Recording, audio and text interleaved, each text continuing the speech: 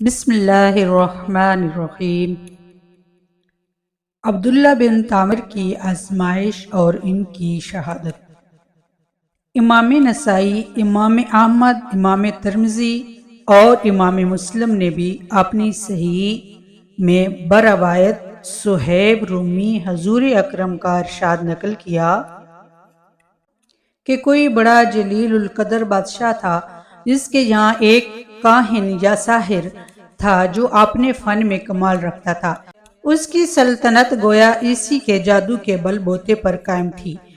بادشاہ کے دشمنوں کو وہ اپنے جادو کے زور سے ہلاک کر دیتا تھا۔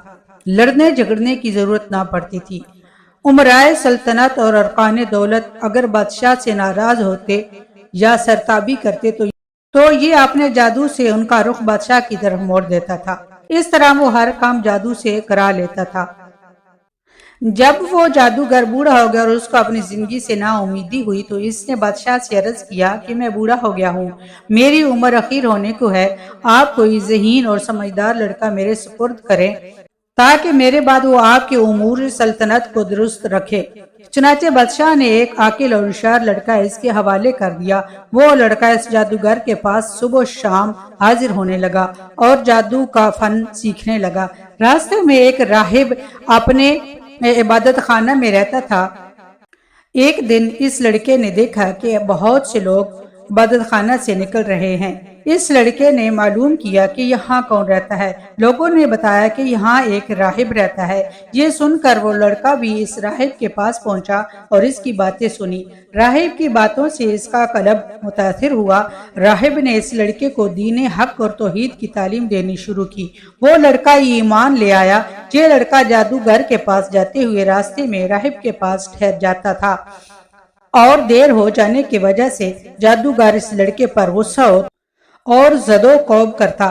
لڑکا کہہ دیتا کہ مجھے گھر میں دیر ہو گئی۔ آخر جادوگر نے بادشاہ کے پاس شکایت کی۔ بادشاہ نے لڑکے کو تاکید کی کہ ساحر کے پاس سویرے پہنچا کرو۔ اس کے درباریوں نے کہا کہ یہ لڑکا سویرے گھر سے آتا ہے، راستے میں دیر کرتا ہے۔ تو بادشاہ اور ساحر نے یہ خیال کیا کہ کھیل میں لگ جاتا ہوگا، اس لیے دونوں نے لڑکے کو خوب تنبیہ کی، لیکن لڑکا درویش کے پاس جاتا رہا۔ ایک دن یہ لڑکا راہب کے پاس سے بادشاہ کی طرف واپس ہو رہا تھا، کیا دیکھتا ہے کہ کسی مہلک جانور نے راستہ روک رکھا ہے۔ لوگ ادھر ادھر رکے کھڑے ہیں۔ لڑکے نے دل میں خیال کیا کہ آج امتحان لیتا ہوں کہ راہب حق پر ہے یا ساحر حق پر ہے۔ یہ خیال کر کے اس نے ایک پتھر اٹھایا اور یہ کہہ کر اٹھایا، اے خدا، اس راہب کا مذہب حق ہے تو اس پتھر سے اس جانور کو ہلاک فرما۔ اور وہ پتھر اس کو مار دیا اور وہ جانور اس سے فوراً ہلاک ہو گیا۔ لوگوں نے یہ واقعہ دیکھا تو کہنے لگے اس کو جادوگری میں کمال حاصل ہو گیا ہے۔ لڑکے کی ہر جگہ تعریف ہونے لگی اور اس کی خوب شہرت ہو گئی۔ آہستہ آہستہ یہ خبر راہب تک بھی پہنچ گئی۔ اس لڑکے کو تنہائی میں بلا کر کہا، تجھ کو اللہ تعالیٰ نے بزرگی و کمال سے نوازا ہے۔ میں جانتا ہوں کہ تیرا مرتبہ بہت بلند ہوگا اور تو کسی آزمائش میں مبتلا ہوگا، لیکن یاد رکھنا میں بہت کمزور اور بوڑھا ہوں، کسی کو میرا پتہ نہ دینا۔ لڑکے سے قول و قرار لے کر راہب مطمئن ہو گیا۔ ادھر راہب کی صحبت اور انجیل مقدس کی تلاوت و اتباع کی برکت سے حق تعالیٰ نے اس لڑکے کو ولایت عظمت سے نوازا، یہاں تک کہ کوہڑی، مادرزاد، نابینا اور لا علاج مریض اس لڑکے کی دعا سے شفایاب ہونے لگے۔ لڑکا خوب مشہور ہو گیا۔ اس شہرت کو سن کر اس بادشاہ کا نابینا مصاحب اس کے پاس آیا اور خوب تحفے نذرانے پیش کر کے عرض کیا کہ مجھ پر بھی توجہ فرمائیے اور میری آنکھیں بھی اچھی کر دیجیے۔ لڑکے نے کہا کہ مجھے کوئی نذرانہ ہدیہ درکار نہیں اور شفا میرے ہاتھ میں نہیں ہے۔ اللہ تعالیٰ شفا دینے والا ہے۔ اگر آپ اللہ وحدہ لا شریک پر ایمان لائیں اور شرک و بت پرستی سے توبہ کر لیں تو میں اللہ سے دعا کروں گا، پروردگار عالم آپ کی بینائی واپس عطا فرما دیں گے۔ وہ اندھا اسی وقت مجلس میں مشرف با ایمان ہوا اور لڑکے نے دعا کی اور اس کی آنکھیں روشن ہو گئی۔ معمول کے مطابق جب یہ شخص بادشاہ کی مجلس میں حاضر ہوا تو بادشاہ کو اس کی بینائی پر تعجب ہوا۔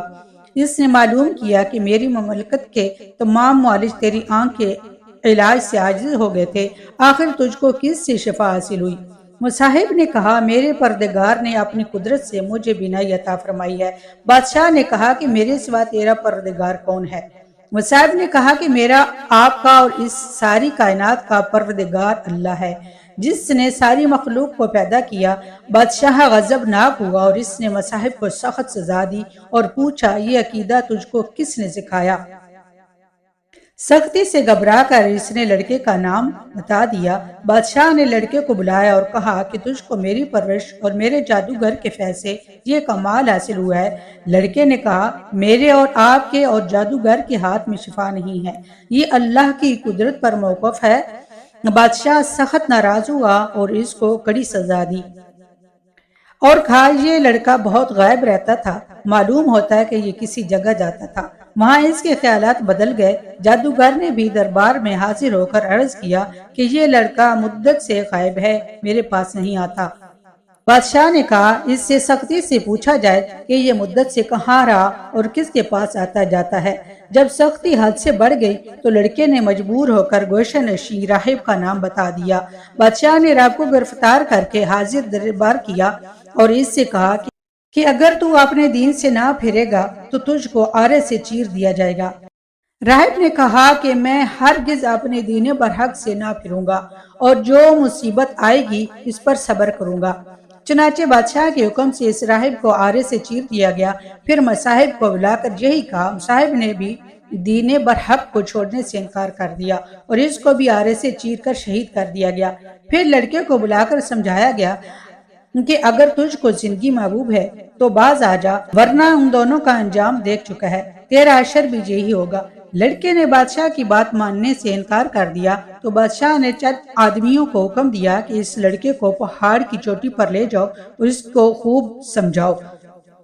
اگر مان گیا تو اس کو بڑا مقام دوں گا اور اپنا مصاحب بنا لوں گا، اگر یہ بات نہ آئے تو پہاڑ کی چوٹی پر سے اس کو دھکیل دینا تاکہ اس کے اعضاء پاش پاش ہو جائیں۔ جب اس کو پہاڑ پر لے گئے اور سمجھایا دھمکایا تو لڑکے نے اللہ سے اپنی حفاظت کی دعا کی۔ اسی وقت پہاڑ پر زلزلہ پیدا ہو گیا اور شاہی لوگ پہاڑ پر سے گر کر ہلاک ہو گئے۔ لڑکا بعافیت گھر واپس آیا۔ بادشاہ نے پوچھا کہ وہ لوگ کہاں ہیں جو تجھ کو لے گئے تھے؟ لڑکے نے جواب دیا میرے پروردگار نے ان کے شر سے میری حفاظت کی اور ان کو ہلاک کر دیا۔ بادشاہ نے دوسرے چند آدمیوں کو حکم دیا کہ اس لڑکے کو ایک کشتی میں سوار کر کے دریا میں لے جاؤ، اپنے دین سے باز آئے تو بہتر ہے ورنہ دریا میں پھینک دو۔ چنانچہ اس کو دریا میں لے گئے اور سمجھایا۔ لڑکے نے پھر دعا کی تو کشتی الٹ گئی اور شاہی لوگ غرق ہو گئے اور لڑکا صحیح سالم واپس آ گیا۔ بادشاہ نے ماجرا پوچھا تو لڑکے نے پورا قصہ بیان کر دیا۔ اس لڑکے نے کہا اے بادشاہ تو مجھے مار نہیں سکتا ہے، تجھ کو میرا قتل ہی مقصود ہے، تو اس کی تدبیر میں بتاتا ہوں، اگر وہ تدبیر اختیار کرے گا تو مجھ کو مار سکے گا۔ بادشاہ نے تدبیر پوچھی تو لڑکے نے کہا اس شہر کے تمام لوگوں کو شہر سے باہر ایک میدان میں جمع کر لے اور مجھ کو سولی پر چڑھا کر ایک تیر اپنی ترکش سے نکال کر کلمہ بسم اللہ رب ھذا غلام کہہ کر وہ تیر میرے مار تو میں مر جاؤں گا۔ بادشاہ نے یہی کیا تو تیر اس لڑکے کی کنپٹی پر لگا۔ اس لڑکے نے اپنا ہاتھ کنپٹی پر رکھ لیا اور یہ کہتا ہوا شہید ہو گیا کہ میں اپنے پروردگار کے نام پر شہید ہو کر کامیاب ہو گیا۔ اور اس واقعے کو دیکھنے پر تمام لوگوں نے بآواز بلند کہا کہ آمنا برب ھذا غلام، آمنا برب ھذا غلام۔ یہ سن کر بادشاہ کے درباریوں نے کہا آپ نے اس تینوں کو ہلاک کر دیا ہے جو آپ کے مذہب کے خلاف تھے، مگر اب تو سب ہی لوگ آپ کے خلاف ہو گئے۔ یہ بات سن کر بادشاہ نہایت غضبناک ہوا اور شرمندگی سے چل اٹھا اور خندقیں کھدوا کر اس میں آگ دہکانے کا حکم دے دیا۔ چنانچہ خندق میں آگ دہکائی گئی، اس کے کنارے پر ایان نے سلطنت کرسیاں بچھا کر بیٹھ گئے اور سب کو حاضر ہونے کا حکم دیا اور کارندوں سے کہا کہ سب سے معلوم کرو جو اپنے دین سے نہ پھرے اس کو آگ میں ڈال دو۔ چنانچہ شاہی فرمان کے مطابق ایمان والوں کو آگ میں ڈالنا شروع کیا گیا، یہاں تک کہ ایک ایسی عورت کو بھی لایا گیا جس کی گود میں بچہ تھا۔ عورت کو جب آگ میں ڈالنے لگے تو وہ ہچکچائی۔ بادشاہ نے کہا کہ عورت کو رہنے دو، پہلے اس کے بچے کو آگ میں ڈال دو، شاید اس طرح وہ اپنے ایمان پر واپس ہو جائے۔ چنانچہ اس کے بچے کو آگ میں پھینک دیا گیا۔ اس بچے نے کہا، ماں آپ صبر کریں اور بلا گھبراہٹ بسم اللہ پڑھ کر آگ میں کود پڑو، یہ آگ گلزار ہو جائے گی۔ عورت یہ سن کر بغیر کسی گھبراہٹ کے آگ میں کود گئی۔ وہ آگ ایسی بھڑکی کہ اس نے بادشاہ اور اس کے مصاحبین کو، جو کہ کرسیوں پر بیٹھے مظلوموں کو جلنے کا تماشا دیکھ رہے تھے، سب کے سب کو جلا کر خاک کر دیا۔ حضرت ربیع بن انس فرماتے ہیں، اللہ تعالیٰ نے ان مسلمانوں کے آگ میں گرنے سے پہلے ہی ان کی روح قبض کر لی تھی۔ اس طرح ان کو اس آگ کی تکلیف سے اللہ نے محفوظ رکھا تھا۔ محمد بن اسحاق نے اس واقعہ کو بہت تفصیل سے ذکر کیا ہے اور اس لڑکے کا نام عبداللہ بن تامر بتایا ہے، اور یہ بھی لکھا ہے کہ یہ واقعہ یمن کے شہر نجران میں پیش آیا تھا، اور اس حادثہ میں اس ظالم بادشاہ نے تقریباً 20,000 آدمیوں کو آگ میں ڈال کر شہید کیا تھا۔ اس بارے میں دوسرے بھی اقوال ہیں۔ محمد اسحاق کی روایت میں یہ ہے کہ یہ لڑکا عبداللہ بن تامر جس مقام میں مدفون تھا، حضرت عمر فاروق رضی اللہ تعالیٰ عنہ کے زمانہ خلافت میں اتفاق سے کسی ضرورت کی بنا پر وہ زمین کھودی گئی تو اس میں عبداللہ بن تامر کی لاش صحیح سالم اس طرح برآمد ہوئی کہ وہ بیٹھے ہوئے تھے اور اس کا ہاتھ اپنی کمپٹی پر رکھا ہوا تھا۔ کسی دیکھنے والے نے ان کا ہاتھ جگہ سے ہٹایا تو خون جاری ہو گیا، پھر وہ ہاتھ اسی جگہ رکھ دیا گیا تو خون بند ہو گیا۔ اس عبداللہ بن تامر کے ہاتھ میں ایک انگوٹھی تھی جس پر اللہ ربی کندہ تھا۔